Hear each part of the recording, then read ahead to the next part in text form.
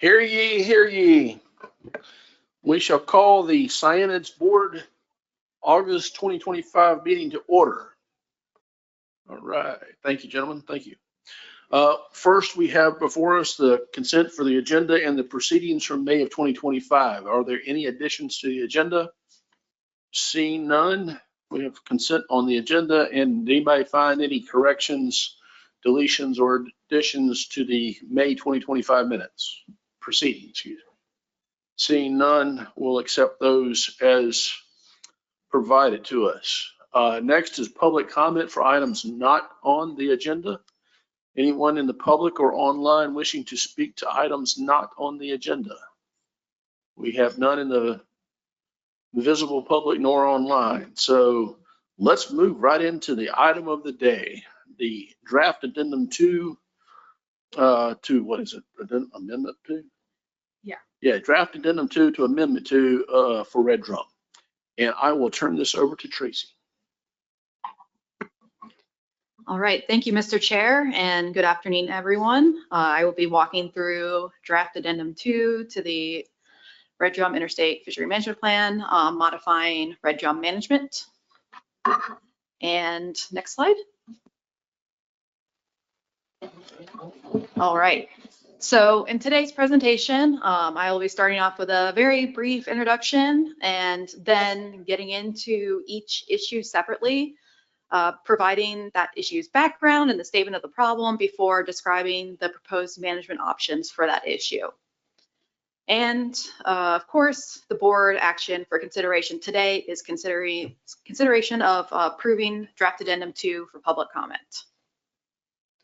So I have a timeline for the draft addendum in this table as a reminder of where we started and what we're working towards. Since the Scienid board met last May, the PDT was formed and has been meeting and working hard to develop this addendum.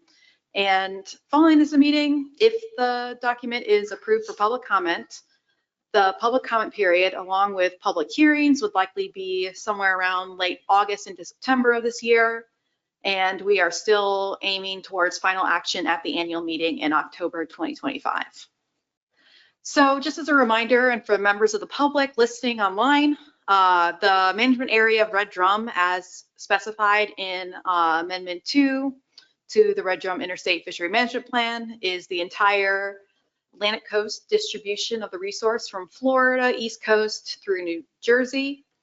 And the management area is divided into a southern region and a northern region.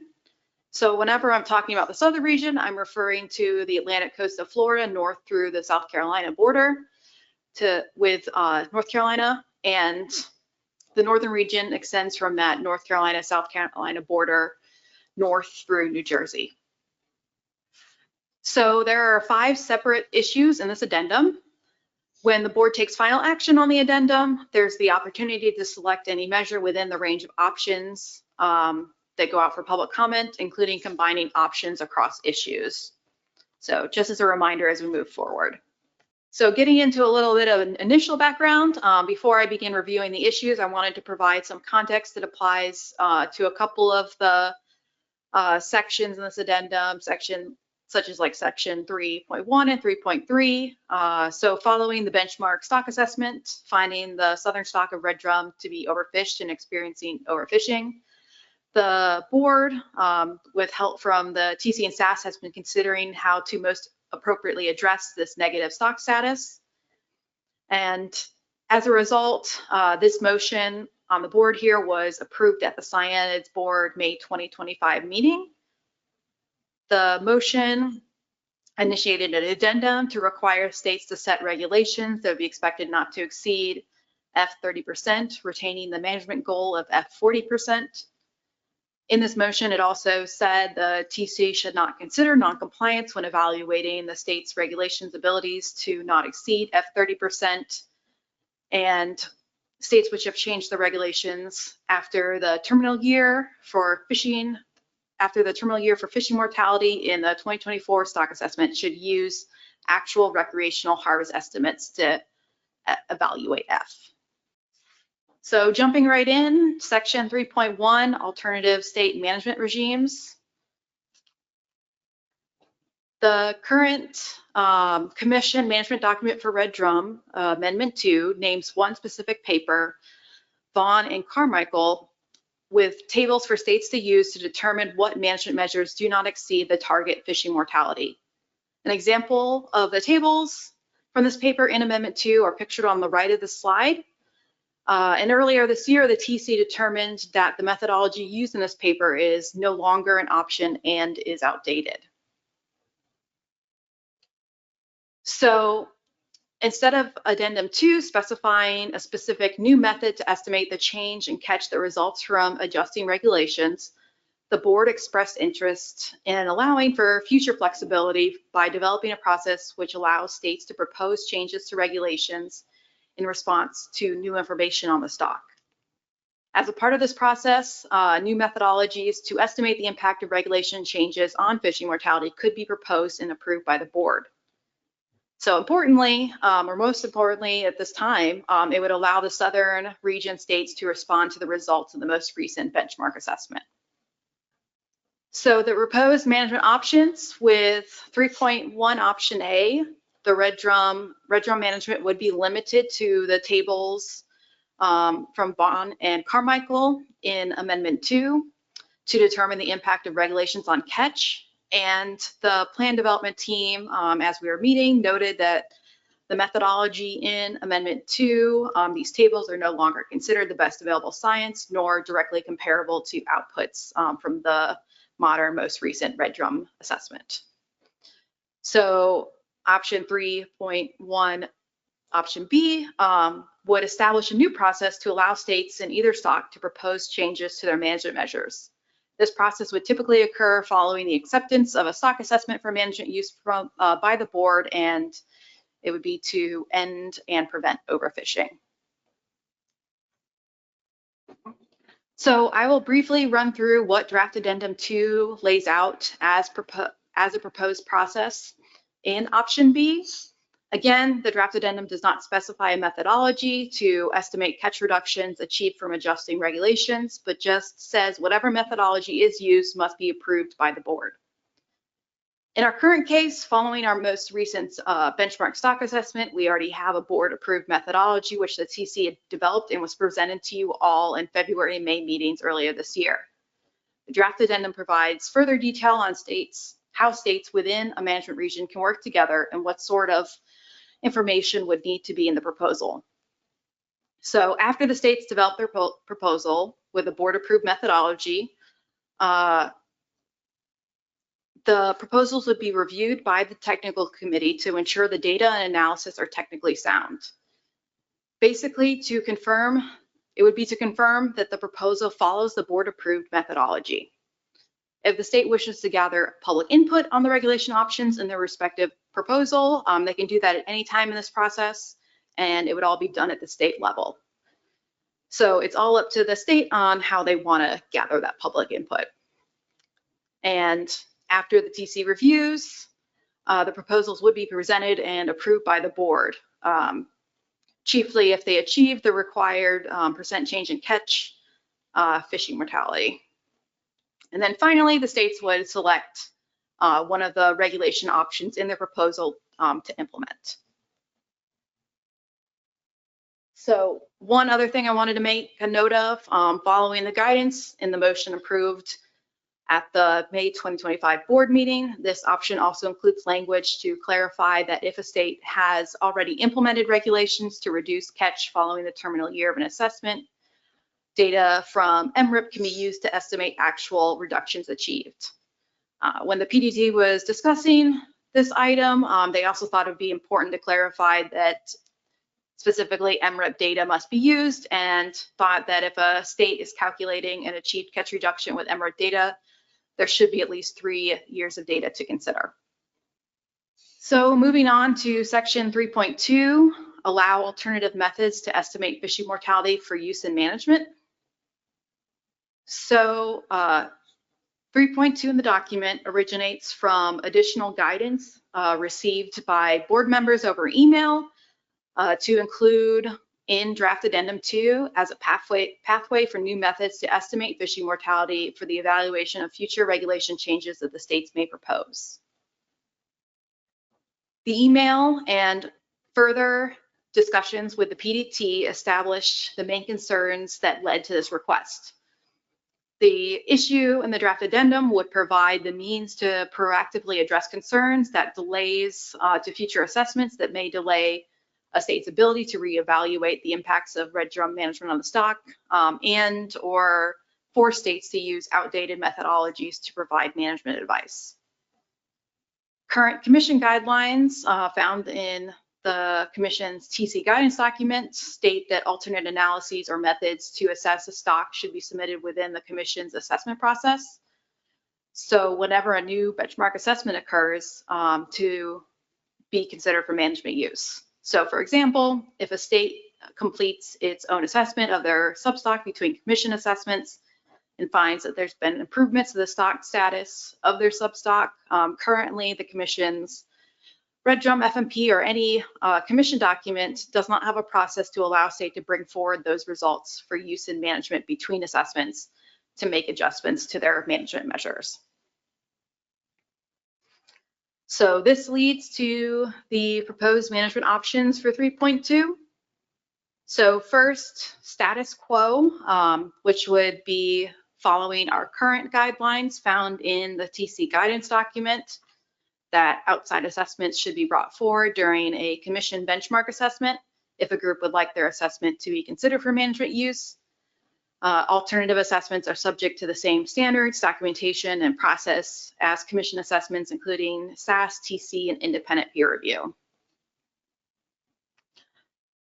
For 3.2 option B, this would establish a process or pathway to allow states to propose alternative methods to estimate fishing mortality and use these results to make management decisions. So to explain the process proposed in 3.2 option B, I have another flow chart here. In this option, states would submit their methods and analyses to estimate the changes in fishing mortality to the TC and SAS. Next, the TC and SAS would review the submitted analyses and make recommendations. They can also recommend that it be reviewed by the Commission's Assessment Science Committee if they believe they need additional or independent expertise. The board would then review all of the feedback from the TC, SAS, and the Assessment Science Committee, if applicable, and would make the decision to approve for management use if the alternate analysis is consistent with the goals and objectives of the FMP. So to bring everything together, if the analysis is approved for management use, the state would then follow a similar process to what's laid out in the previous issue that we just discussed to submit proposals with new management measures and get those approved by the board, which you can see in the next slide. So basically, they would go through the whole process to get their methodology approved by the board, and then they would move on and submit proposals with management measures following a very similar process to what's proposed in 3.1. So since 3.2 option B is outside our current assessment process, it is not currently in place for any other species. The PDT requested input on it from the TC and SAS. So I'm gonna hand it over to Ethan Simpson, the Red Drum TC chair, to cover the TC's discussion and recommendations on this topic. So the TC and SAS met several times to go through these proposals, and a number of items came to light.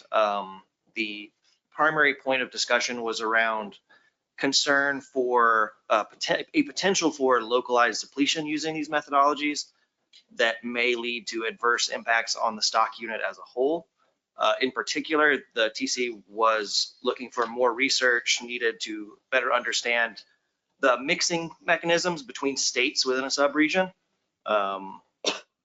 Beyond that, the TC identified a need for safeguards like the formal review process as part of a normal benchmark assessment to ensure that substock / localized fishing mortality information is consistent with stock-wide information. The proposed process does deviate from the Commission's existing process for alternative analysis, which ensures alternative analyses undergo the same level of external review as base assessment models. Depending on the style of the state-specific assessment, the estimates from those assessments and the substock assessment would not necessarily be directly comparable, which creates an issue down the line of trying to marry the two. Analyses by groups independent of the SAS further complicate those comparisons, as there may be differences in decision-making, data treatment, or otherwise the materials that go into these assessments. Next slide, please. So as the solutions or thought process going into this, there needs to be an ability to clearly define quantity being used as a basis of fishing mortality, whether that's SBR, escapement, F, and particularly how that's calculated. So a use of different quantities through time may lead to conflicting management advice, depending on the differences between the assessments. One of the reasons noted for a process which allows for alternative methods to estimate F had concerns related to the timeliness of commission assessments. There was concern that they could essentially go stale between assessments. And the TC did want to note that the commission does have a process for management boards to request expedited assessments. And a red drum specific concern is based on their life history. The TC believes that at least a subadult generation of time, which would be similar to the 5-year period recommended by the TC for the next assessment, is an appropriate minimum for addressing any impacts of regulatory changes to stock status before we consider new regulations. Next slide, please. Thank you. Thanks, Ethan. So moving on to section 3.3, management requirements. Next slide.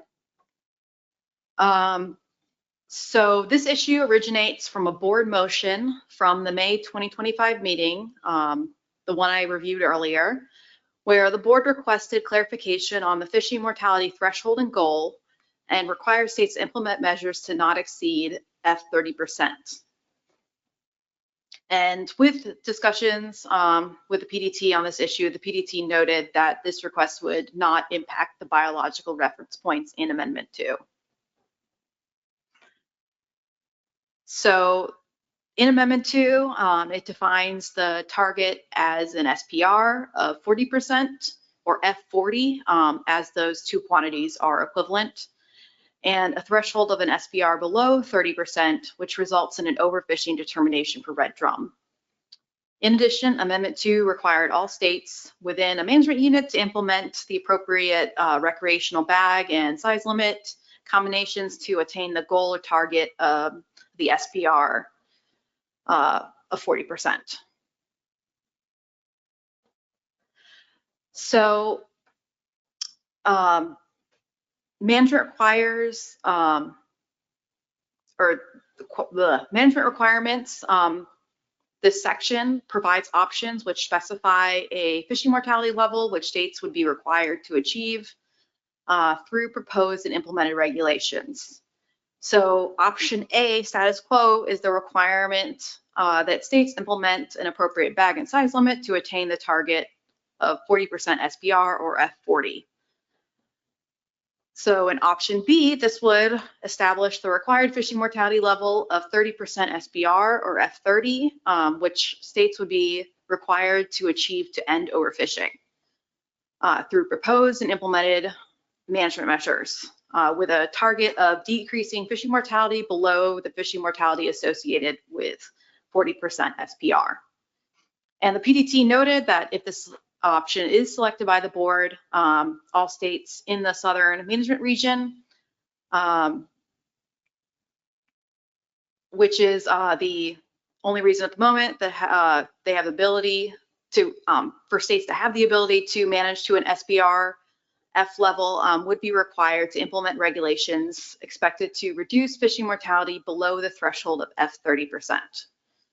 And it was also noted in line with the May 2025 board motion that the methods to calculate the necessary reduction of fishing mortality, so fishing mortality is below F30%, would not incorporate assumptions of noncompliance.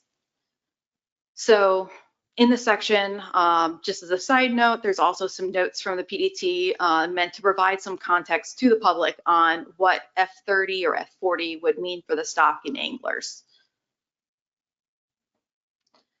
And one thing I wanted to note before I moved on to 3.4, there is a request from the PDT for clarification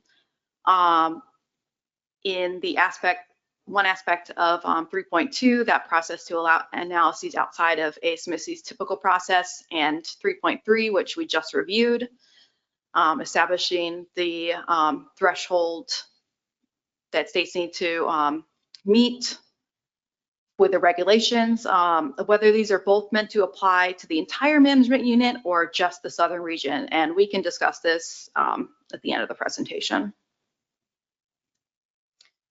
So moving on to section 3.4, Northern Region Management Options.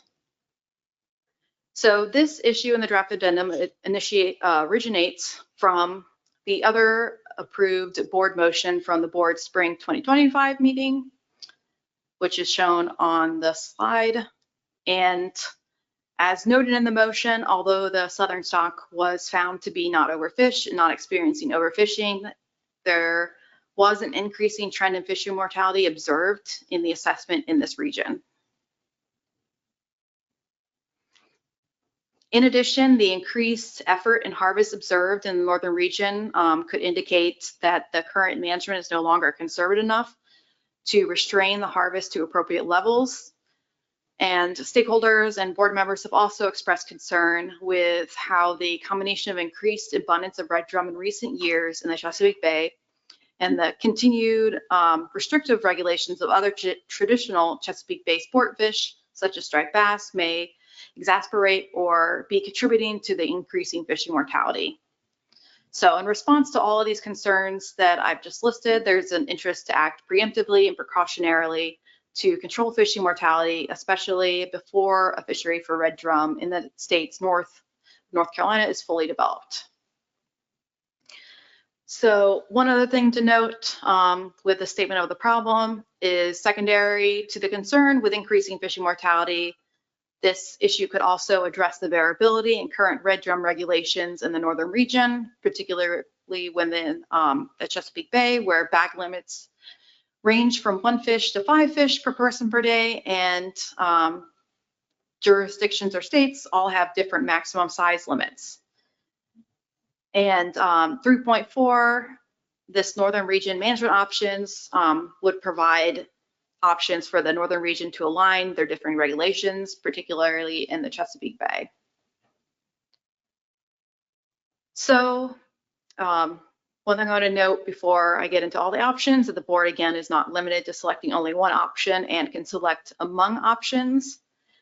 And I also wanted to note that the reduction achieved by any proposed regulation changes in the northern region cannot be calculated for the region as a whole due to low sample sizes and uncertainty in the recreational data for jurisdictions, states north of Virginia. But you can find reductions achieved for various potential regulation changes in North Carolina and Virginia in Appendix 1 at the end of the document. So moving on to the proposed management options for 3.4, there's option A, status quo, which would be no required changes to current management measures in the northern region. And then first we have option B, which considers modifications to the recreational management measures in the Chesapeake Bay states or jurisdictions. And just to clarify, I say jurisdictions because it includes the PRFC. So this option allows the board to select a bag limit of either 3, 2, or 1 fish per person per day, and a bag limit for all 3 jurisdictions between 18 to 26 inches total length. And I have the current regulations for all of the northern region states up there for reference again. So next I will touch on option C and D. Option C is specific to North Carolina's slot limit. It would require North Carolina to select the recreational slot limit between 18 and 26 inches. Currently, North Carolina has a maximum slot size of 27 inches, total length. Lastly, with option D, there are 3 sub-options. The first of which would require all states in the northern region to raise their slot size limit. Sub-option D2 would require all states in the northern region to lower their maximum slot size limit. And sub-option D3 would require all states in the northern region to adjust both their minimum and maximum slot size limits. And the PDT had some discussion about option D, whether it was appropriate or necessary, but decided to include it for the board's consideration in this document. So lastly, but not least, is section 3.5, de minimis provisions. So states can request and be granted de minimis, which is meant to reduce the management burden for states whose measures would have a negligible effect on the conservation of a species. And in 2022, as you can remember, the policy board approved an updated de minimis policy, which provided guidance on the de minimis provisions for all ASMFC species. So currently, Red Drums Amendment 2 does not have any specific guidelines for evaluating whether a state should be considered de minimis, nor does it establish any measures for de minimis states specifically. So this draft addendum is an opportunity to update and establish the de minimis provisions in the Red Drum FMP. So again, Red Drums Amendment 2 does not have any specific guidelines for evaluating whether a state should be considered de minimis or any specific set of measures for de minimis states that would not need to change annually. The PRT, the Plan Review Team, currently considers a state de minimis if the average total landings for the last 2 years is less than 1% of the coastwide average. So option A, as is, would maintain the status quo. Option B for 3.5 would update the de minimis provisions in Amendment 2 to align with the guidelines in the Commission's 2022 de minimis policy. Only 3-year averages were considered in option B, as the PDT agreed that a 3-year average is preferable to a 2-year average when dealing with highly variable MREP data. There are 2 sub-options in option B, one that considers de minimis coastwide, so New Jersey through Florida, and one that considers de minimis regionally, so for the southern region and northern region separately. The reasoning behind looking into de minimis regionally is that the northern and southern regions are 2 separate stocks. So the PDT was considering whether de minimis should be considered separately as well and match the stocks. In sub-option B1, a state would be considered de minimis if the average total landings for the last 3 years is less than 1% of the coastwide total landings. And in sub-option B2, a state would be considered de minimis if the average total landings for the last 3 years is less than 1% from its respective region. Regional de minimis for Red Drum would, at least at this time, not impact the southern region at all, as all 3 states reliably contribute to the total landings for that region. It could impact the northern region, however, if you calculate de minimis for the northern states using the total landings for just the northern region. States with very low sporadic landings, such as New Jersey and Delaware, might become more likely or be more sensitive to changes in their landings and could potentially jump in and out of de minimis. When you're considering landings in the northern region, although New Jersey and Delaware have very low landings, they would now make up a larger piece of the pie with regional de minimis. So lastly, the PDT had difficulty deciding what specific management measures would be considered as required for de minimis states, especially as there may be changes to the northern region management measures, depending on what option or options the board might ultimately select in 3.4.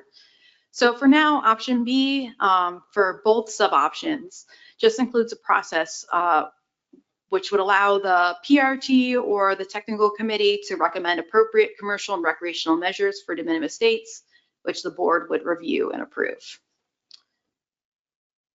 So that's it for the summary of all the options in the document. And again, for board action for consideration today is consider approving draft addendum 2 for public comment. And I'm happy to take any questions at this time. All right, so the way I'd like to take questions and comments is let's start with sections 1 and 2 of the document and ask, is there anybody that has question or comment, edit, or otherwise for sections 1 and 2? Erica. Thank you, Mr. Chair. I was wondering if it would be amenable through consent of the board to make an edit to part of this. Excuse me while I'm pulling up the file. I thought I had it.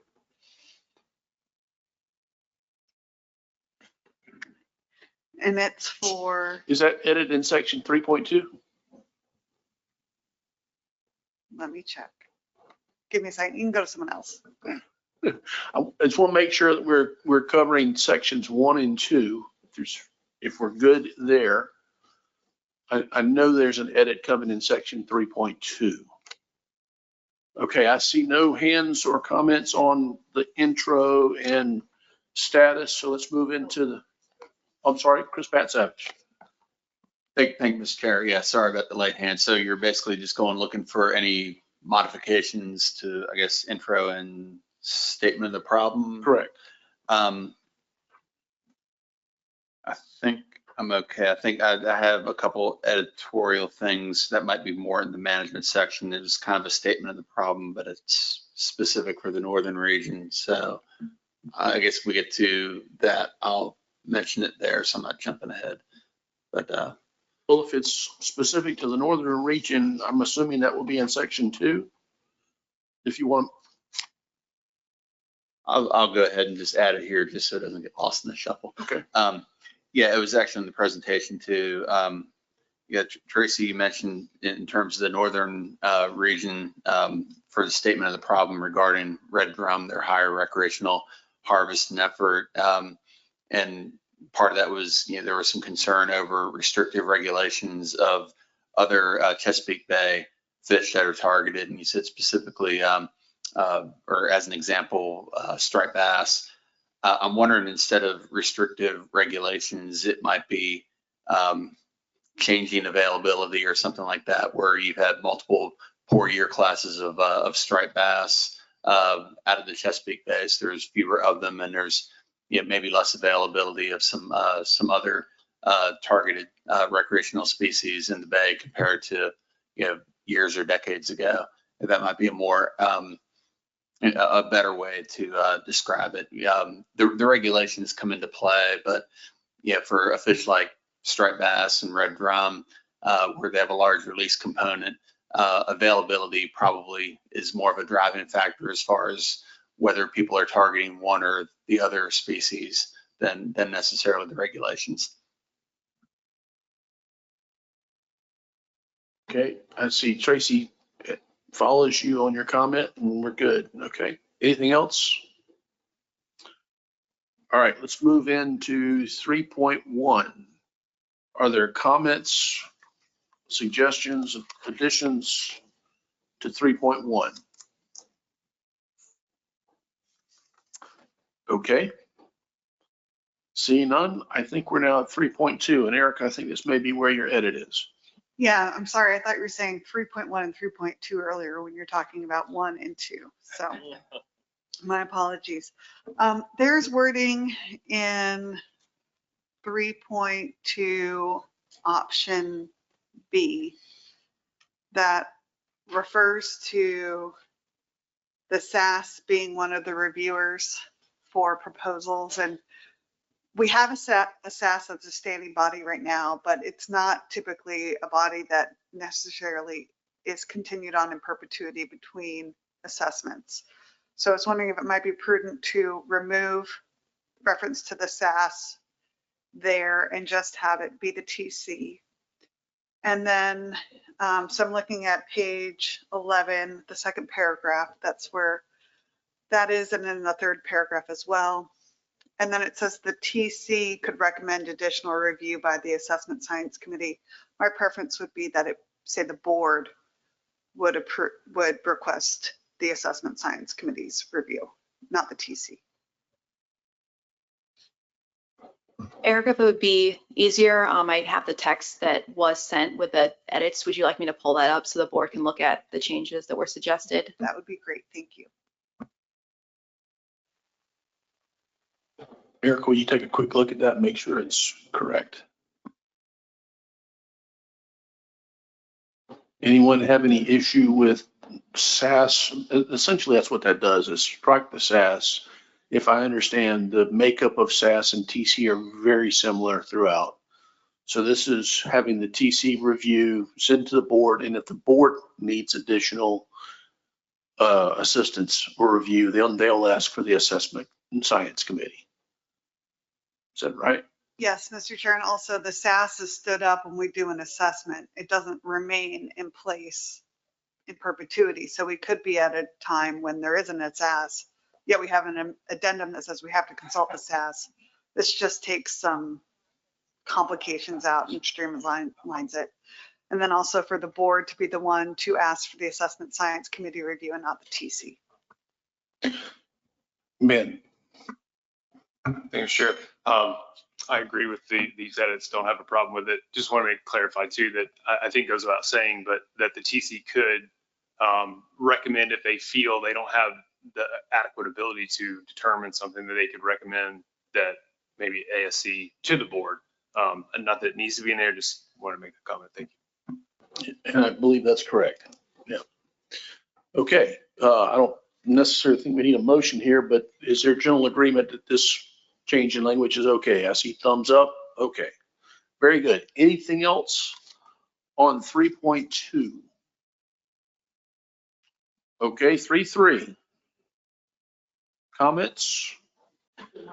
At this point, I'd look to the folks on the perpendicular tables, to me at least, the northern region, to have some discussion as to whether or not you want the F30 that the southern region has asked for to also apply to the northern region. Talk amongst yourself and let me know. And I will note within the document as it stands now, the language is open to apply to both. So we would have to change it if we wanted to make it specific to the southern region. When it mentions the southern region in 3.3, it's just specifically to what the consequences are right now, which is for the public. And this was a point of clarification for the TC, right? They wanted to know whether it was both. PET, yes. Oh, the PDT, yeah. Chris Savage. Thank you, Mr. Chair. So would the board, when it comes back for final approval, final action, have the, I guess one of the options could be that we could recommend that threshold for like the southern population, but not the northern population. Even if we say it could be applied to either today. I'm just trying to figure out what kind of leeway the board has, depending on what we decide to go into the document now. I think if we added a line in there about that this could be for either or region, it's up to the board's discretion. In option B, I think that would be appropriate, or the best way to, or one of the ways to handle it at least. So Tracy, you can craft that sentence. It's either or. Public should be able to understand that it could apply to the northern region if necessary, if needed. Okay, I'm clear. That's mine. Okay, moving to 3.4. These are northern, sorry, maybe not. Likewise, I think we probably need a similar statement in 3.2. And so if it's okay with everyone, we'll allow Tracy to add a similar statement to 3.2. Seeing no consternation, okay. So then we are at 3.4, and that's for the Northern Region Management Options. Are there any discussion points on those options? Chris? Thank you, Mr. Chair. Tracy, I don't know if it's appropriate or not, at least for the Northern Region, to maybe point out to the public where we're looking at increasing the minimum size limit as an option, that the growth rate at that stage of a red drum's life is pretty fast.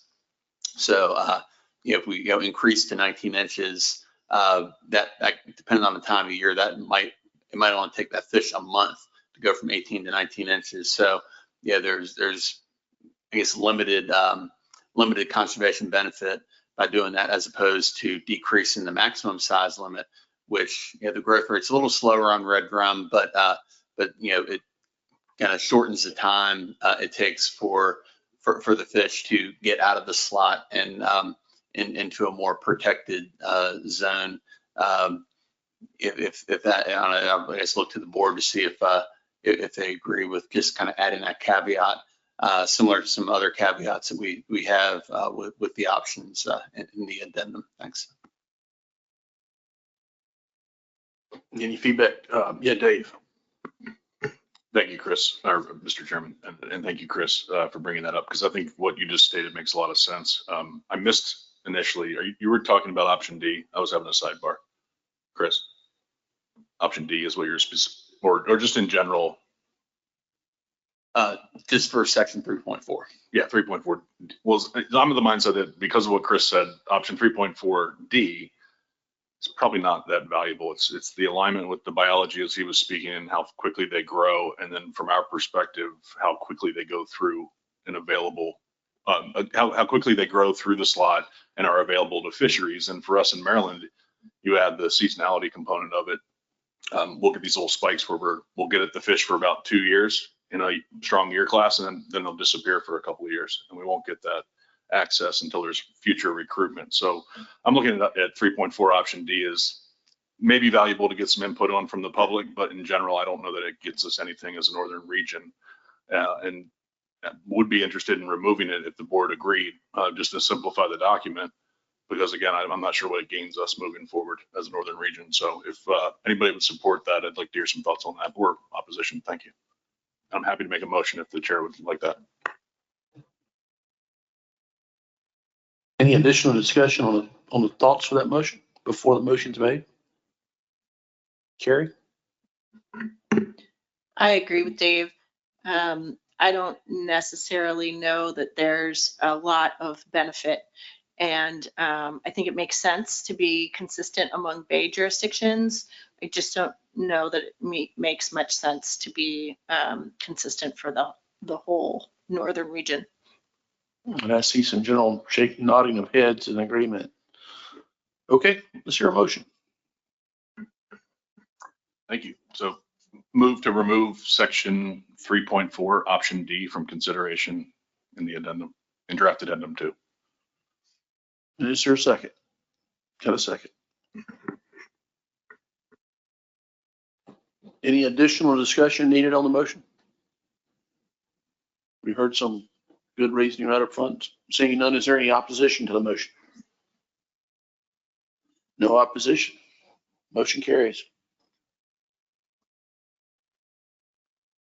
Yeah, we're struggling with names out here. I'm sorry, guys. Truth hurts. And it was approved with no objection. Okay, 3.5 de minimis. Hopefully there'll be a motion to get rid of one of those provisions in there. Let's talk about de minimis, guys. Any comments on de minimis? Is there any reason to leave in a coast-wide de minimis option? Is anybody in favor of a coast-wide de minimis option? across two different stocks. Chris? Yeah, thanks, Mr. Chair. I think I would just look to the de minimis states for their thoughts on that. I think, Tracy, if I understand correctly, if we did a coastwide de minimis, then basically for a state to stay, it would be easier for a state to stay in de minimis under coastwide as opposed to regional, to where, like I said, a couple of bad year classes experienced in Maryland and Virginia, and an unexpected increase in harvest in the de minimis states could put them above that 1% threshold.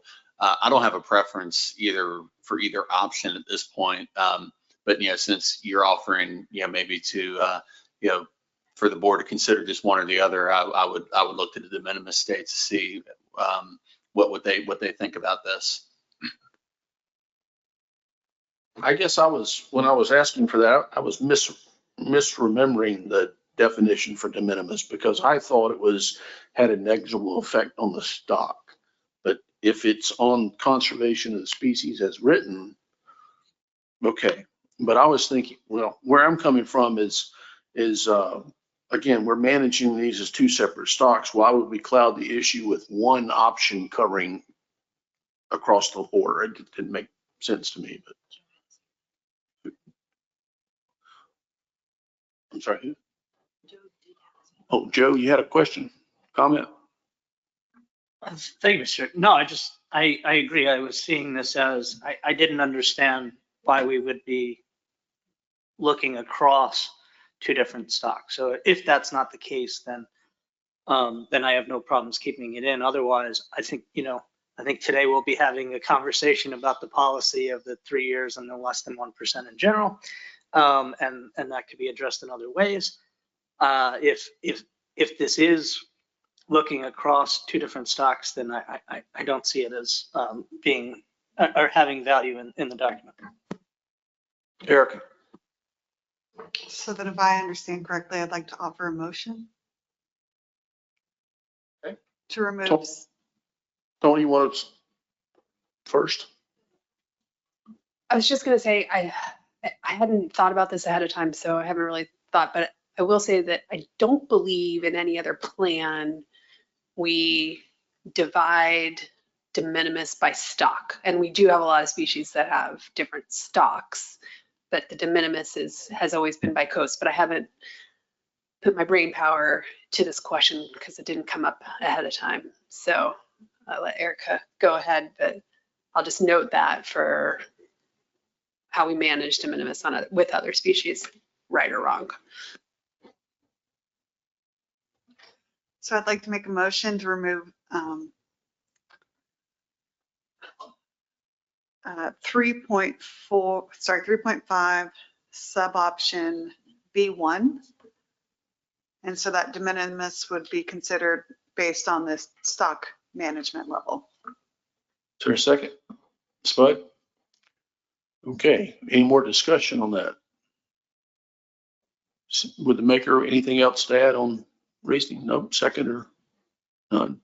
Okay, any opposition to this motion? Seeing none, motion carries.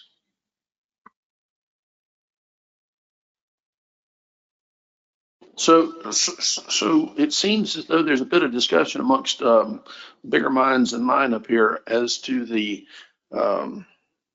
implications of taking it out and having not been thoroughly considered at this point. And perhaps a motion to reconsider is in order, and if it needs to be removed, then we would remove it before we finalize it. Nope, I see no one interest. Roy? Sorry, Mr. Chair, I may not be addressing the question you had asked. So I'll just hold off for a second, thanks. Bob? What if the board just kind of continues on for a little bit with the other issues, if there are some, and then we'll think about this for a few minutes and then come back to it? Is that workable? Roy? Thank you, Mr. Chair. I'm trying to get it straight in my mind. So the TC and or the PRT will come up with de minimis measures, say for the northern region states. Can the state not submit their own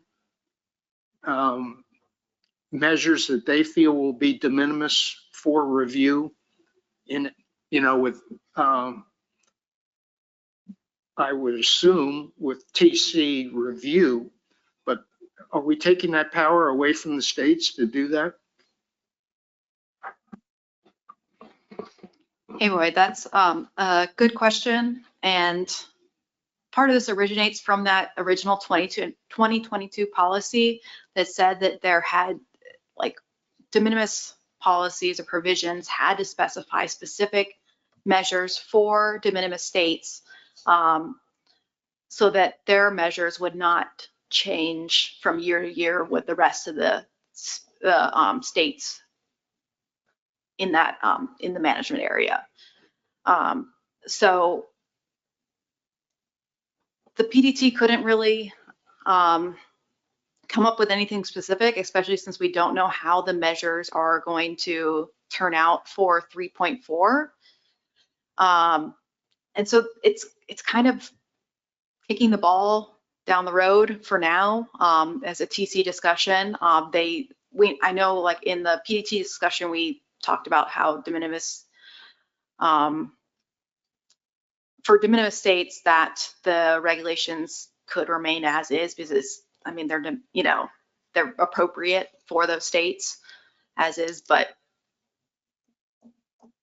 yeah, it's kind of a little bit of a question mark now, exactly what it would look like.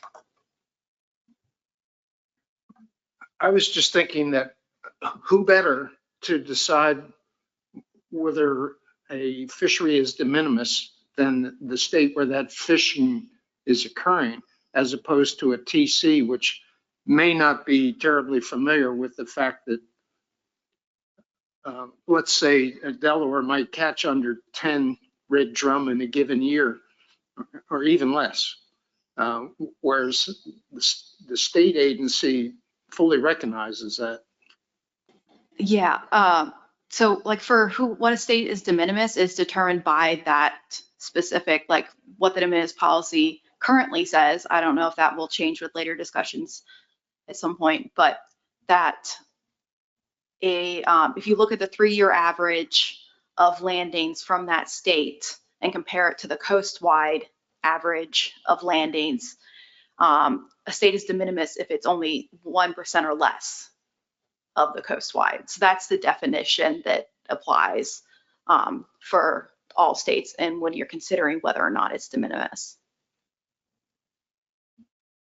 I'd also make the minor point, Roy, that I hope you instruct, or that the AA instructs their TC member to bring whatever measures they'd like to see implemented before the PRT or the TC. I mean, that's, hopefully we've all got representatives on those two groups.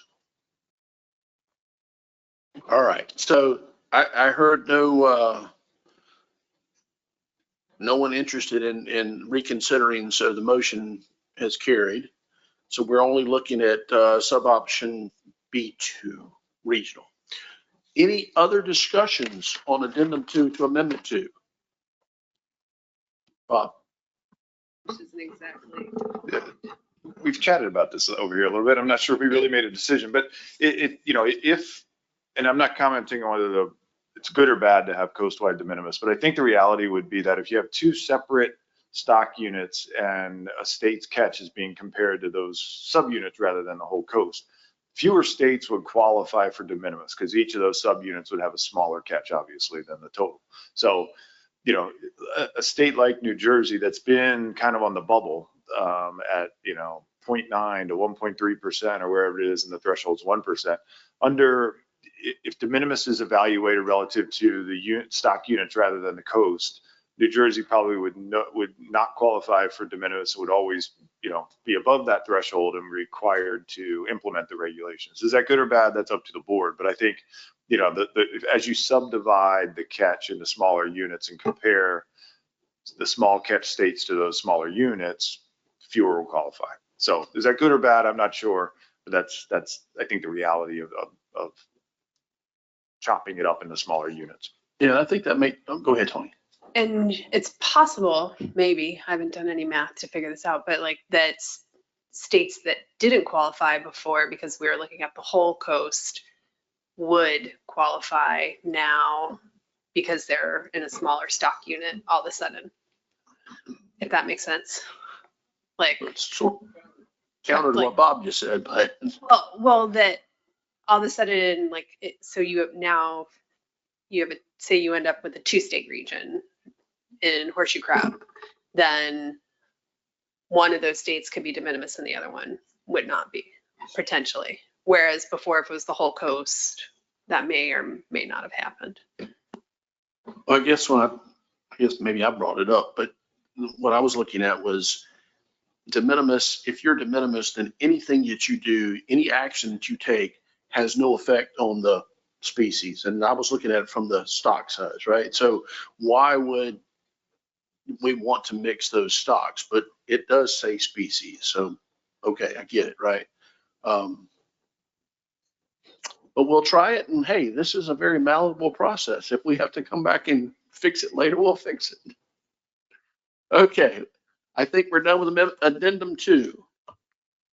All right, moving on. We are now going to look at the review of the 2025 traffic light analysis for Spot and Atlantic Croker. And first we have Harry Rickenbach. I'm sorry. Oh, what? Oh, Yeah, he's approved. oh, we got to approve. Don't it. we need to approve the amended document for I public? just assumed that when we all agreed on it, that it was good to go.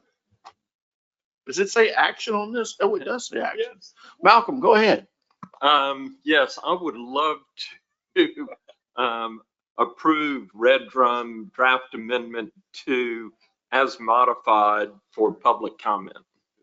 Thank you. And hey, it's Mr. Chris for the second. Thank you, sir. It's the first one I've ever approved for public comment. So, Dr. Rhodes, I believe you said amendment and it needs to be addendum. I'm sorry, addendum. So So record's corrected. move to approve Red Drum Draft Amendment 2 as modified today. He did. Addendum, I did it again. Wow, constitutional here. Move to approve Red Drum Draft Addendum 2 as modified today for public comment. Thank you. And the second stands. Is there any objection? Seeing none, it's approved for public comment. Okay, next we're going to hear from Harry Rickenbaugh with regard to Spot's traffic light analysis. It's all yours. Thank you, Mr. Chairman. My name is Harry Rickenbaugh with the Maryland Department of Natural Resources. I'm the current Spot TC chair. For this presentation, we're going to have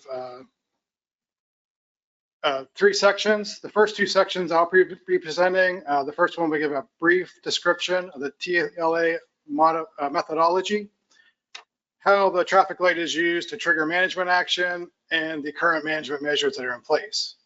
In the second part, then I'll go over the Spot traffic light update for 2025, and then I'll turn it over to Margaret Finch, who will go over the 2025 traffic light analysis for Atlantic Croker. So we are using a fuzzy traffic light analysis, which uses linear regression to assign actual proportion of color for each index value. The index proportion of color is calculated using the mean and the 95% confidence limits of the 2022 to 2012 reference period. Just a real quick demonstration of how we're doing that. If you look at that figure on the right, the horizontal line through the middle there, the mean is 100% yellow. That would be the mean of the reference period for a given index. As you move above that, you get more and more percentage of green. And as you get to the 50% upper confidence limit, or I'm sorry, the first 95% confidence limit, it becomes 50% green. And then when you get to the 2 times the upper confidence limit, it's 100% green. Obviously red's the same thing, but in reverse, as you move down, you get a higher proportion of red. The indices are combined into 2 metrics. These metrics are the harvest metric and the adult abundance metric. They're also divided by region. The indices are combined. There's 2 in each metric, and they're combined through a weighting of 50-50. So each one of these composites you'll see later combine two different indices for that particular metric. Keep things as touchscreen, and it's not. Okay, so the regions that we're using for both species are a Mid-Atlantic and a South Atlantic region, with the Mid-Atlantic being North Carolina through Virginia, and the New Jersey through Virginia, and the South Atlantic being North Carolina through Florida. Both species also have a harvest metric, which is made up of the recreational and commercial harvest. Adult abundance indice for spot is for age 1 plus fish, and that's in the Mid-Atlantic. The two surveys used there are the CHESMAP survey and the Northeast Fisheries Science Center survey. In the South Atlantic, it's the CMAP survey and the North Carolina Pamlico Sound survey. For croaker, the adult abundance metric is for age 2 plus fish, also using in the Mid-Atlantic the CHESMAP and Northeast Science Center surveys. In the South Atlantic, CMAP again, but it uses the South Carolina TraumaNet survey as the second survey. Okay. So as far as how the traffic light is used for management, if you look at this table at the top, we have two different thresholds for each species, a 30% red and a 30 or 60% red threshold. And then the corresponding management action we take is below that. To trigger management action, you have to exceed a threshold in one region in both the commercial or the harvest metric and the abundance metric. So it takes both of those metrics in one region to trigger management action. We did have that occur for both species in 2020. So currently, once that happens, the measures have to stay in place for at least 3 years for croaker, 2 years for spot. De minimis states are not required to take these actions at the 30% level, but would be at the 60% level. The regulations can be relaxed once the abundance metric is no longer triggered. We don't use the harvest metric as once the trigger has been tripped, because the regulations that are put in place could artificially lower the harvest rate, which would increase the proportion of red. However, once we do come back out of being triggered, so when the abundance becomes above that 30% threshold for the recommended number of years for either species, we can use the harvest metric once again to evaluate during the traffic light analysis. So now I'll move into the actual spot update for 2025. So for all the presentations you're going to see for both species, we use these same figures. Just a quick layout. The y-axis is the proportion of Keller. The x-axis is the year. There's two horizontal black bars in each graph. The lower one is the 30% threshold. The upper one is the 60% threshold. And again, there's two indices in each of these, so it is possible to have red and green in the same year, because one index could be above the mean and one could be below the mean. So for the Mid-Atlantic, as you can see, again, this is for spot. The terminal 3 years for the harvest composite are above the 30% threshold. And in the South Atlantic, you can see we've had a higher proportion of red in the South Atlantic for an extended period of time.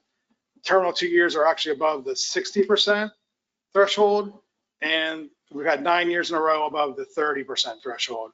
So the harvest composite for spot is actually tripped at the 60% level due to the South Atlantic being above for 2 consecutive years. But again, you also have to have the abundance metric in order to trigger management action at the same level. So then if we look at the, whoops, let's skip one.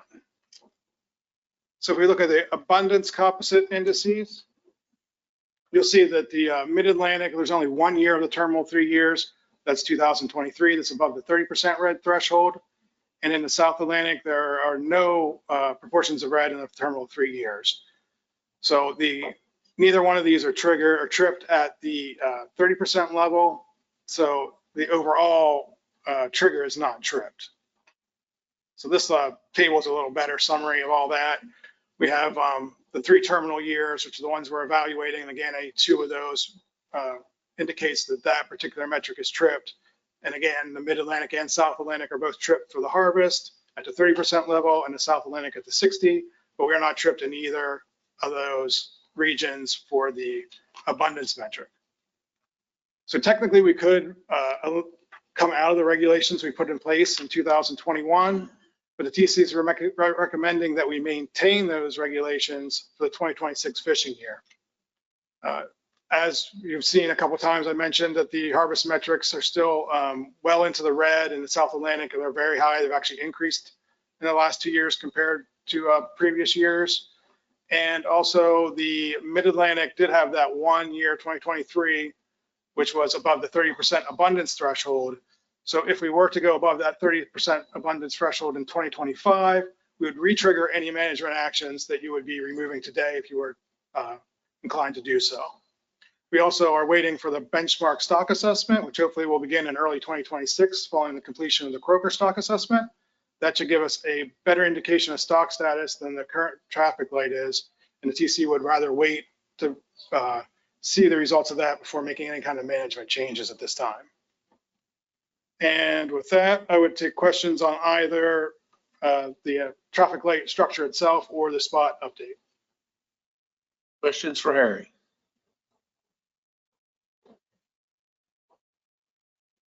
Okay, seeing none, the TC recommends no management measure changes, right? That's correct. Okay, is there anything we need to do then? Thank you very much for that report. You're welcome.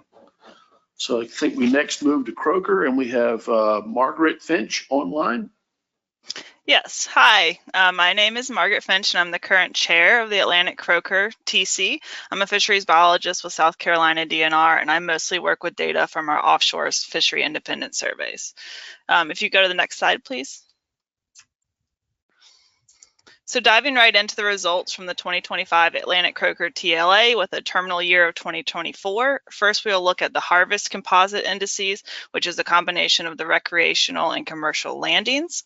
As a reminder, we cannot currently use these for assessing trigger mechanisms since harvest restrictions are currently in place.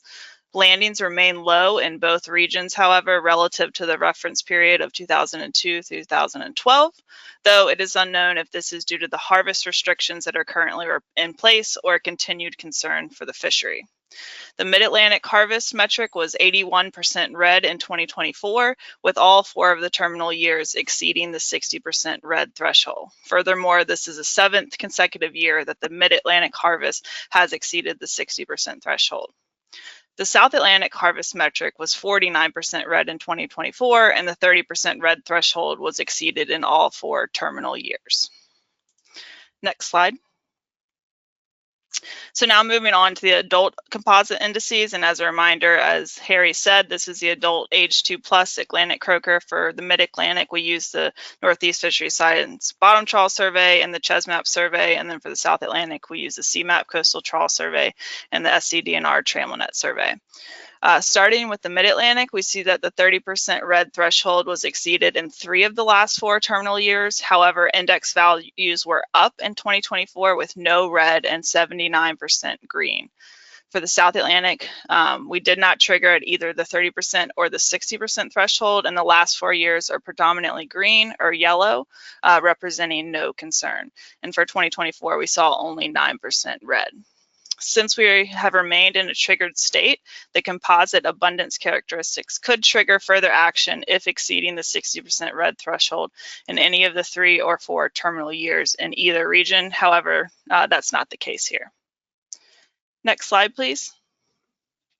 And then finally, just summarizing the last 4 years and the overall results for the 2025 Atlantic Croaker TLA.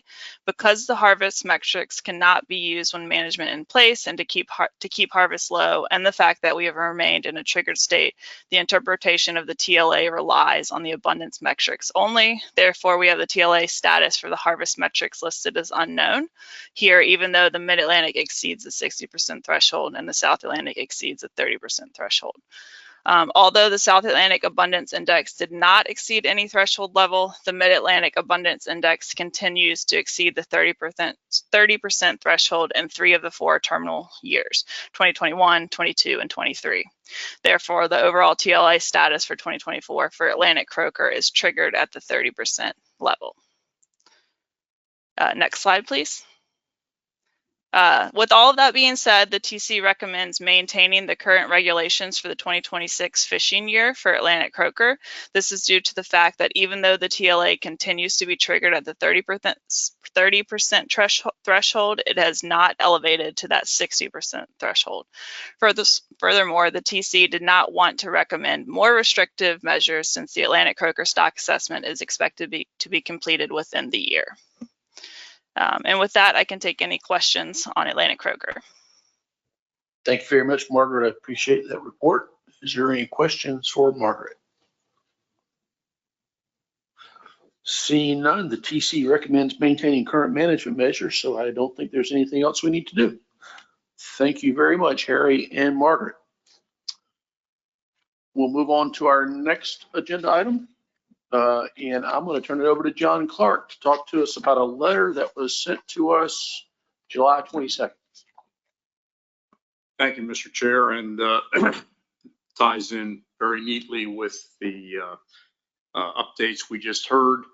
If you look, the gist of the letter is that Delaware has now exceeded the de minimis criteria for spot for, I believe, we're going on 5 years now. And it's not because our catches have really grown that much. It's unfortunately because it looks like coastwide that catches have come down.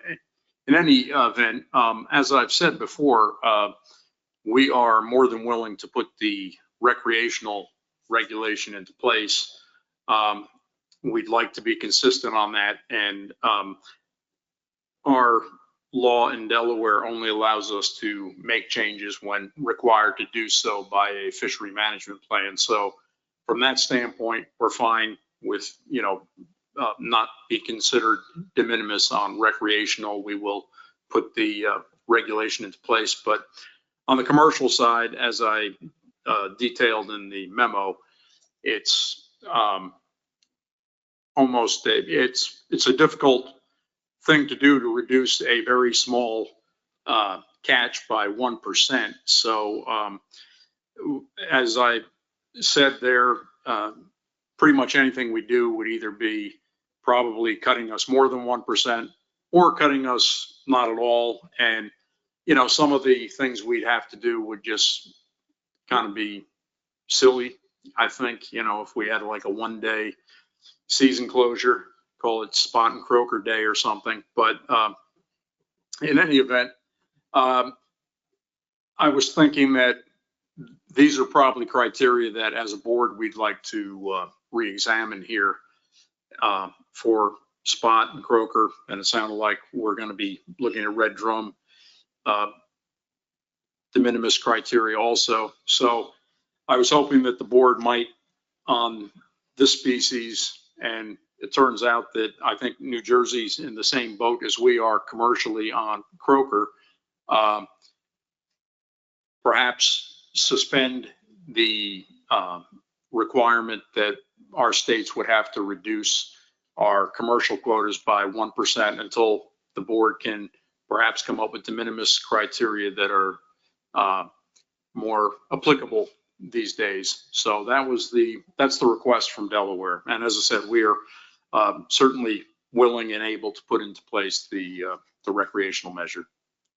Thank you, John. I'll entertain questions for John, and then I believe we have a motion we can put up after that. But are there questions for John on their request?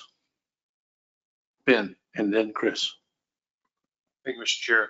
Not necessarily a question, but more of a statement, I guess. I don't have any issues with this request from the outset, and maybe not at the time today, but to further John's comments, would be very interested in seeing. I know our state could find ourselves easily in the same situation and really being limited in the management options, and would be interested in entertaining some of those de minimis conversations and splitting the recreational and the commercial in some of these fisheries. So again, maybe not for today, but just for my support, and I would like to see those conversations. Thank you. Thank you, Ben. Chris.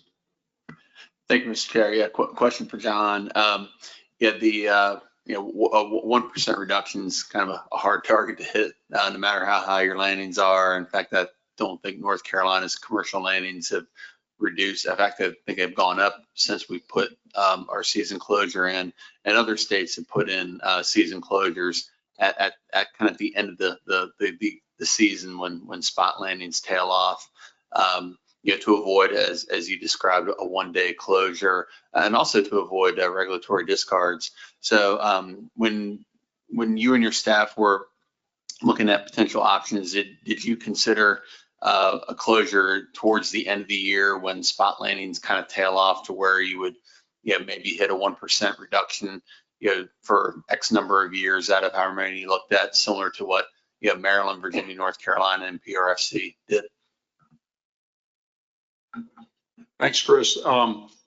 From what we gather from our data is it's not really a directed fishery on spot. We just have we're a gillnet fishery, and that's the only gear that has really been landing spot. And it's one of those, I'd say it's much more of an opportunistic fishery. So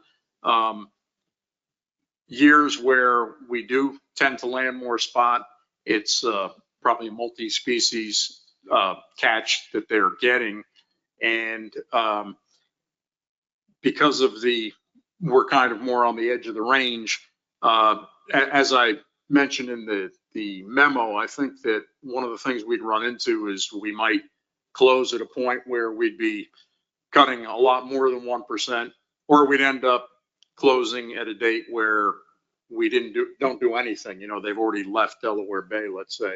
If I based it on the previous year and close, let's say sometime in October, and then for whatever reason the spot are gone by October, obviously that closure date is doing nothing. So again, we can do something like that. I think we have enough data that we could come up with something, but I think as we've just been discussing here, perhaps it's time to take a good look at the de minimis measures. And as you mentioned, even for a state that does land a lot of spot like yours, a 1% is kind of a hard target to hit. So maybe we just reevaluate what we're doing in terms of commercial management of both these species.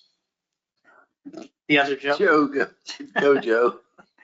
Nice what you said. I think I'll jump in now just because as John mentioned, New Jersey's in a similar situation with Atlantic croaker.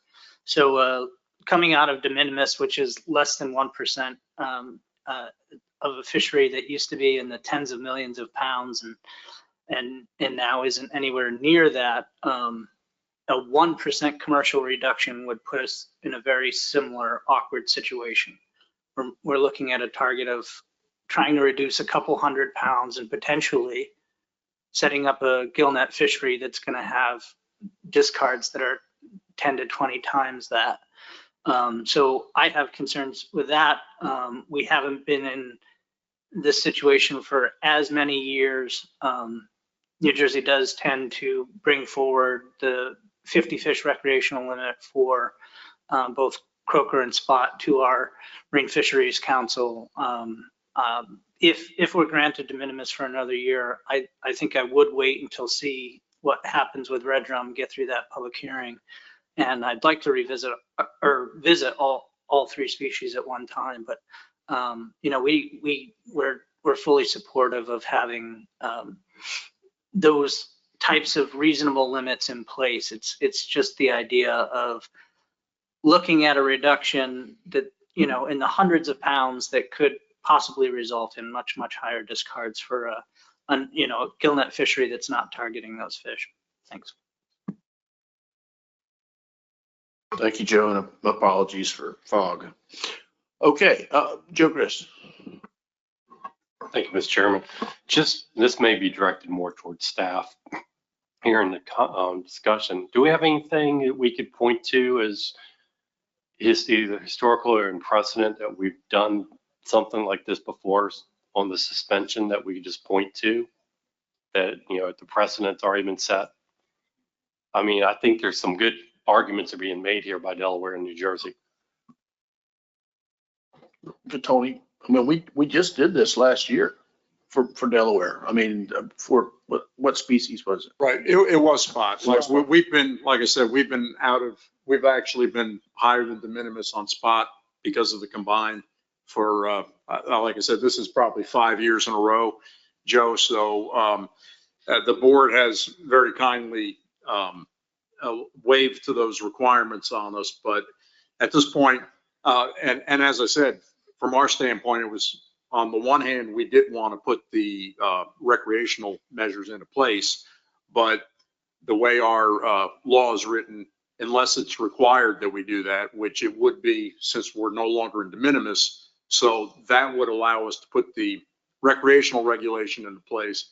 But the complication has always been this 1% commercial, so that's how we would like to proceed, is just to be kind of excused from the commercial side. Thanks. And I did want to add the difference here from previous years is that the board was waiving Delaware's, or they were granting Delaware's request for continued de minimis despite being over. Whereas in this case, they are now non-de minimis and they're asking to have an exemption for their commercial regs. Ben, I'm gonna let Tony speak to that and I'll come back to you, okay? Tony. I'll just say, you know,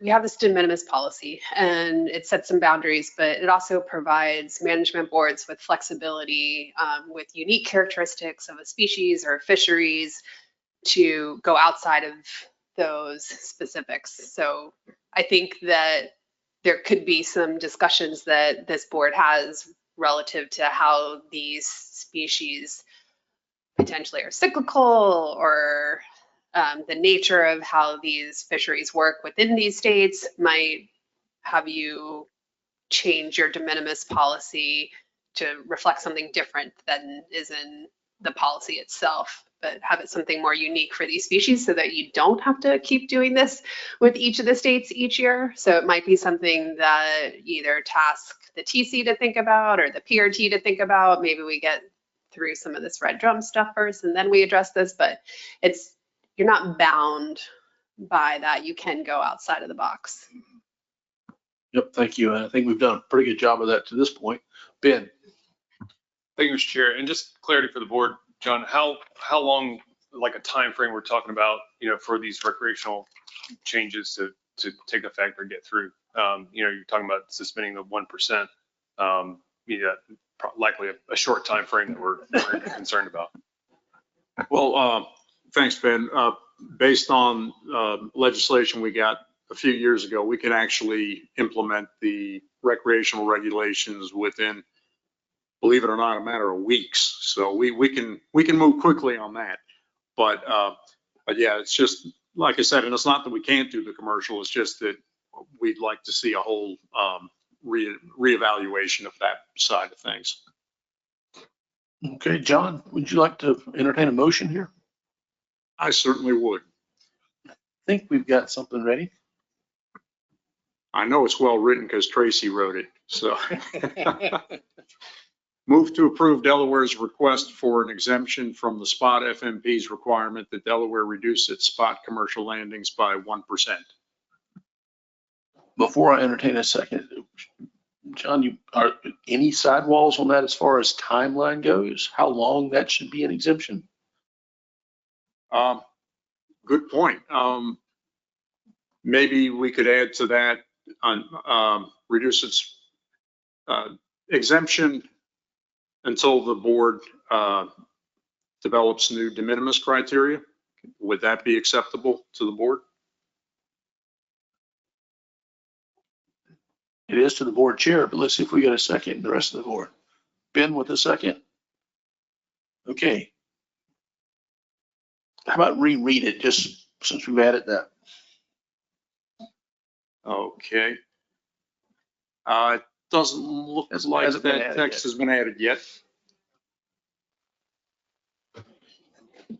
Okay. Okay, I'll go ahead and read it now, Mr. Chair. Move to approve Delaware's request for an exemption from the spot fishery management plan's requirement that Delaware reduce its spot commercial landings by 1% until the board develops new de minimis criteria.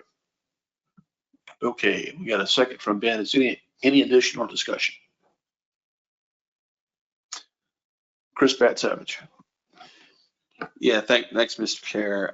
Yeah, I think adding this extra piece at least, shows that, the board's going to look at, address these issues that were identified for de minimis, for spot and maybe even croaker and red drum.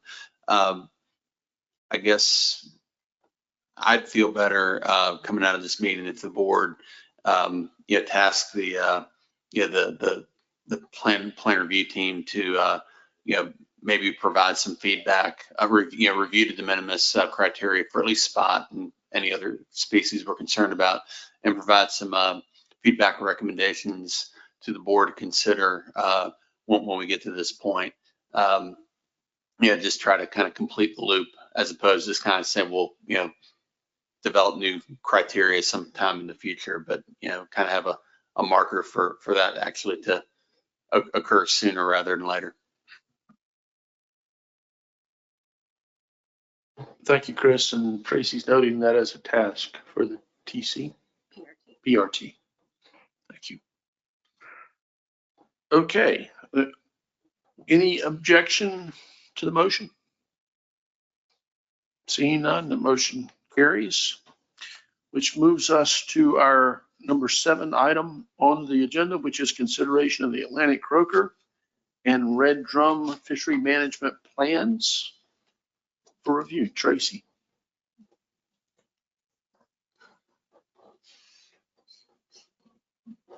All right. I will be moving through this pretty quickly because we've already discussed red drum and Atlantic croaker a lot today. So next slide, please. Just as a quick overview, I'm going to touch on the status of the red drum fishery with data through 2024 and PRT recommendations. And then Atlantic croaker, again, look at status of the FMP, status of the fishery, de minimis requests. We'll need to go into a little bit more detail and PRT recommendations. So starting off with red drum. Next slide, please.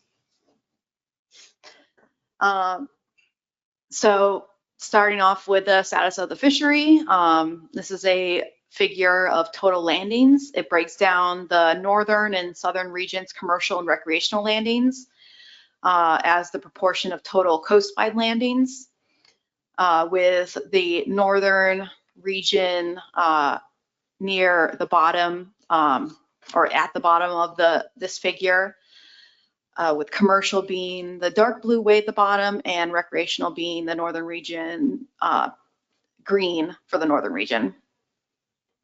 So red drum landings from New Jersey through the east coast of Florida in 2024 were estimated at about 8.1 million pounds. 65% of the total landings came from the southern region, and 35% from the northern region. In the northern region, landings totaled 2.8 million pounds in 2024, which was an increase of about 44% from the previous year. And commercial landings in the northern region totaled a little over 200,000 pounds in 2024. And one thing of note is that Virginia's commercial landings in 2024 increased to the highest value in the state's time series since 1965.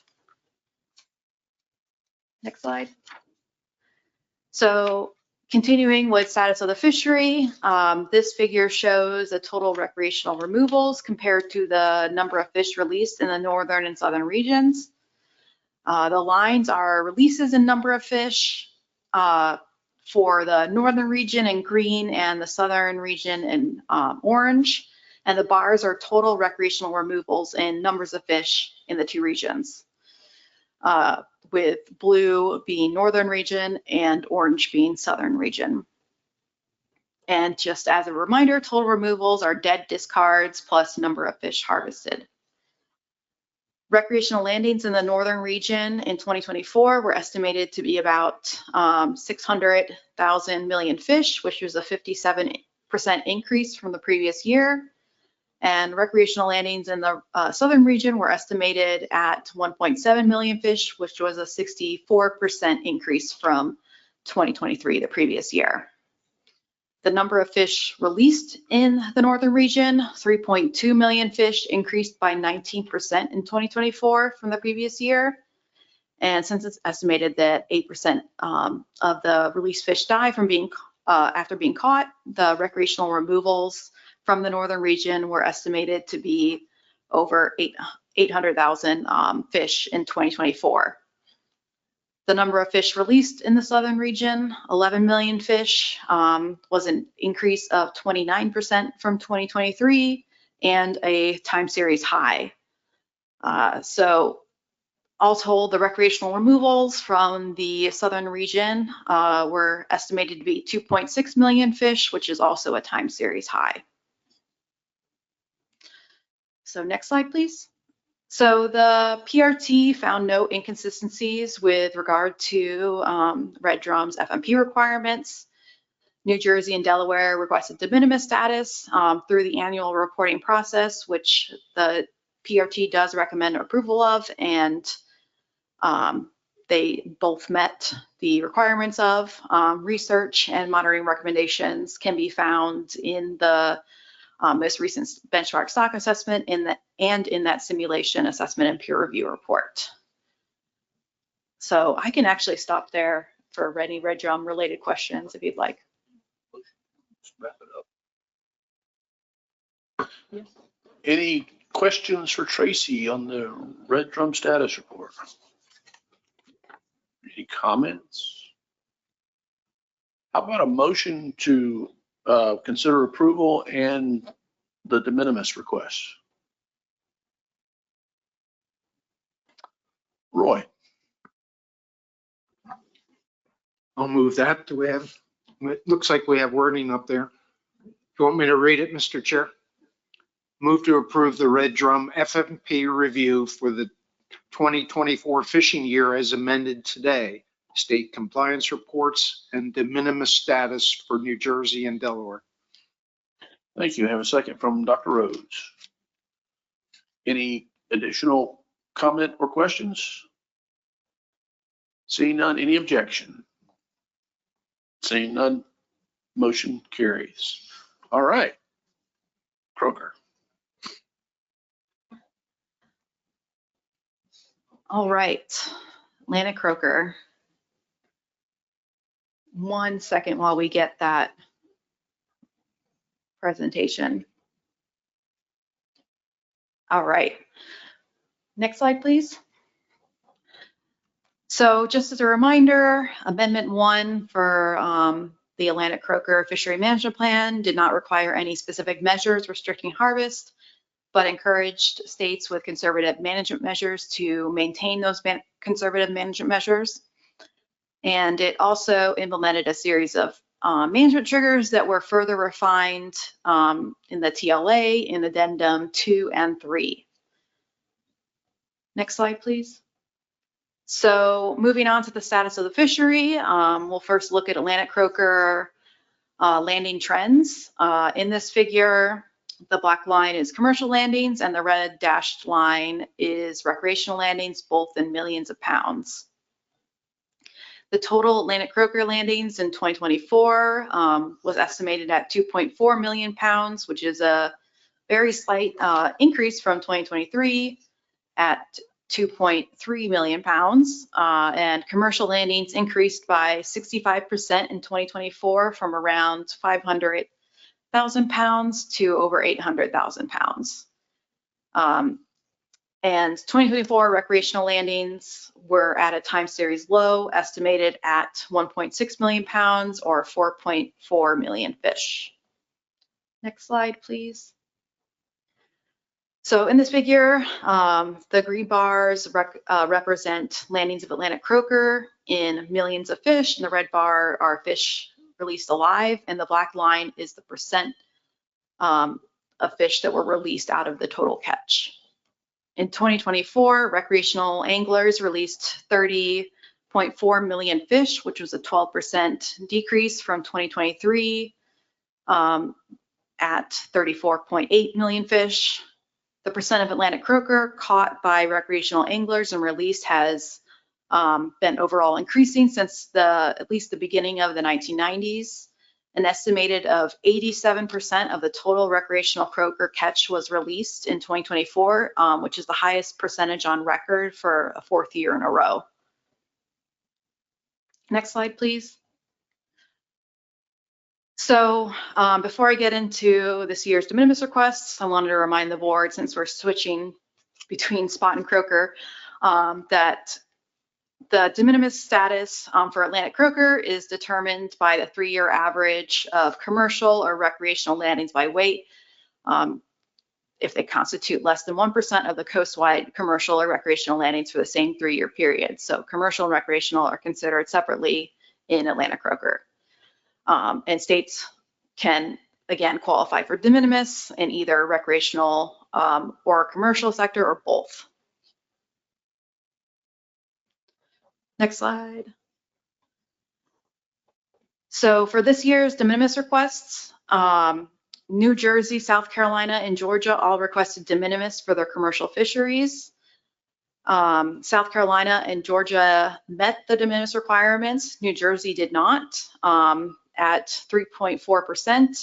However, this is the first year New Jersey has been above the commercial de minimis threshold in somewhere around 9-ish years. Next slide. New Jersey also requested de minimis for their recreational fishery. And the PRT noted that New Jersey's recreational fishery exceeded the 1% de minimis threshold again this year. So this is 2 years in a row. They exceeded it at 1.7%, and last year it was 1.2%. So moving on to the PRT recommendations. The PRT found no inconsistencies among states with regard to the FMP requirements. The PRT did recommend approval of the state compliance reports and de minimis status for the New Jersey, South Carolina, and Georgia commercial fisheries. Although New Jersey's commercial fishery did not meet the requirements for de minimis this year, the PRT agreed to recommend de minimis status for their commercial fishery for an additional year to confirm if there's a consistent trend of higher commercial landings for Atlantic croaker in New Jersey. The PRT will continue to monitor the situation, and if New Jersey's Atlantic croaker commercial fishery exceeds the 1% threshold again next year, the PRT would no longer recommend de minimis status. And the PRT does not recommend de minimis for New Jersey's recreational fishery. This is the 2nd year in a row that New Jersey has been above, like I mentioned, the 1% de minimis threshold. So this recommendation by the PRT to not recommend de minimis is in line with the recommendation last year, where they said, similar to what we said for the commercial fishery, that if they were over the threshold again the next year, then they would not recommend. And the PRT also noted that the 2025 update of the traffic light analysis indicates a continued triggered state for the Atlantic croaker at the 30% threshold, indicating they're still concerned with the stock. And the PRT lastly noted that New Jersey is currently the only state in the management unit now with no recreational regulations for Atlantic croaker. So next slide. So also of note here, Delaware did not request de minimis status for its commercial fishery, so they will be required to implement measures that achieve a 1% reduction in the most 10 years average of commercial harvest according to the FMP, and the time requirement to implement this regulation is up to the Scienid board. And one thing of note is that this occurred also last year for Delaware's recreational fishery, and Delaware did implement the 50 fish bag limit last fall for Atlantic croaker. So lastly, the research recommendations can be found in the FMP review document and in the 2016 Atlantic croaker stock assessment peer review report. So with that, I am done with Atlantic croaker. Thank you very much, Tracy. John? Thank you, Mr. Chair. Thank you, Tracy. As I caught up with Tracy after the fact here, but it was pretty much an oversight on Delaware's part about the commercial. As noted, we were 1.9% of commercial landings for Croker, but similar to the request I made for Spot, I would like to see if we could be added to the de minimis, and as with Spot, if we could start looking at the de minimis criteria for Croker also. And this one, as mentioned, we exceeded on the recreational side, and we do have our recreational regulations in place for Croker, but same arguments for Spot. It would be very difficult for the 1% reduction. Thank you. Thank you. Would New Jersey like to address de minimis? Yes, thanks, Mr. Chair. On the recreational side, I don't see much opposition as we go forward to start having these conversations about getting the 50 fish limits in place. Looking at the raw data from MRIP, we don't have 50 interviews in a year. There are years where our croaker estimates are based on a single intercept. I don't think that reflects our croaker fishery. I think we're going to be a player in this fishery, but allowing de minimis at this time for New Jersey would at least get us, as mentioned earlier, through the discussions on red drum, and it would allow us to look at all three species at one time. I think for spot and croaker, I think it's appropriate and really needed to have that 50 fish limit, especially if MRIP isn't giving us a good representation of what we're catching in New Jersey. Some discussions have happened recently here, right around here in this area, where you could probably see more than 50 fish and a few pictures online of fishing in New Jersey. So I think it's something that needs to be done. But at the same time, I still hold on that request for de minimis. I think less than 1% needs to be revisited for these two species, and we'll get the ball rolling. Any other questions or discussion before we see a motion? Carrie? Yeah, I just want to say that I support these requests, and there's a little voice in my head that keeps wondering, it yelled loudly enough at me, it keeps wondering if the uncertainty, the PSE in the recreational harvest numbers, it can account for the commercial landings number. If there's enough uncertainty in what the recreational number is, that potentially that's covered by the commercial number. I just think there's so much uncertainty at that scale that I think it's a completely reasonable request, and I definitely think we need new policies, especially as we consider, migrating stocks and changing environmental conditions that mean, fish are changing their distribution. Thank you, Carrie. Y'all remember this discussion when we get to weak fish in October, because I'm gonna be in the same boat. John, would you be interested in making a motion if it appeared on the screen? Well, if there was one, I would. My motion is questions.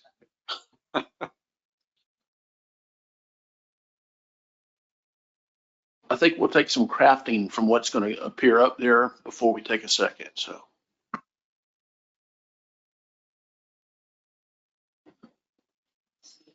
That looks like it. Move to approve the Atlantic Croaker FMP review for the 2024 fishing year, state compliance reports and de minimis status for New Jersey, Delaware, South Carolina, and Georgia commercial fisheries, and New Jersey's recreational fishery. Joe, does that capture everything we need for New Jersey?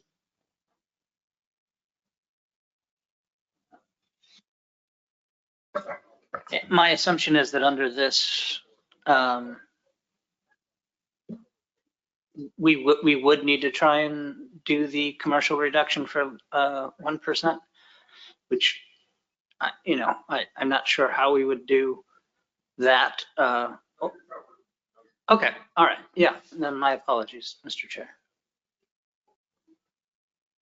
Oh, yeah, okay, I see, my apologies. Yeah, yes.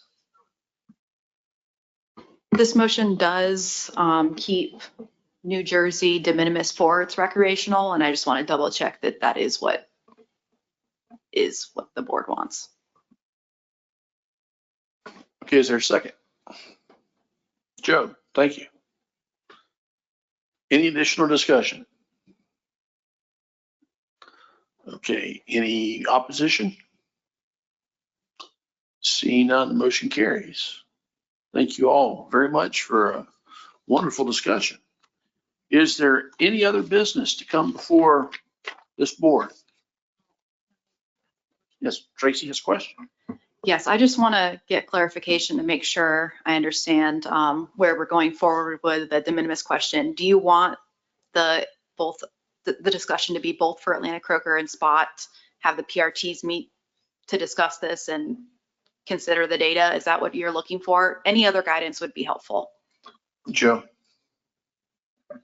Thank you, Mr. Yes, Teresa. I think, looking at Croaker and just remembering my time in North Carolina and Virginia, I mean, we're talking about what used to be a single pound net trip that could now take you out of de minimis status. I think just the magnitude of this fishery has changed so drastically that we kind of need to understand thresholds. And I'm not saying that, if you're talking about a stock that's in trouble, then de minimis should move with that, as we, can have a conversation about weak fish later. But we don't want to be, chasing our tail, jumping in and out of de minimis status over that. And so I think, we should be looking at that. What is an appropriate threshold, and also the reductions. That 1% of 1% is actually what Delaware and New Jersey are looking at. So we're literally talking about taking action, regulatory action over a few hundred pounds. So what is the appropriate threshold for a reduction? Thank you. Thank you, Joe. Anyone else to help answer? John. Yeah, thank you, Mr. Just to add on, I know it's come up already, but for Spot, of course, to separate the recreational and the commercial de minimis, and then look at other ways of evaluating de minimis. I was just thinking, we have with Spot and Croaker was the 1%, and we've exceeded that. And as Joe mentioned and I mentioned, it's more because the landings have come down so much that our small fisheries are now getting caught up with that. So I'm just wondering if there's other ways to look at this other than just a percentage of whatever was caught that year, maybe a longer time series to look at, or even like lobster, like a set poundage that would be considered de minimis. Thanks. Thank you, sir. Anyone else? Do you have anything to close with after we adjourn? Yes. Okay. Well, we shall stand adjourned.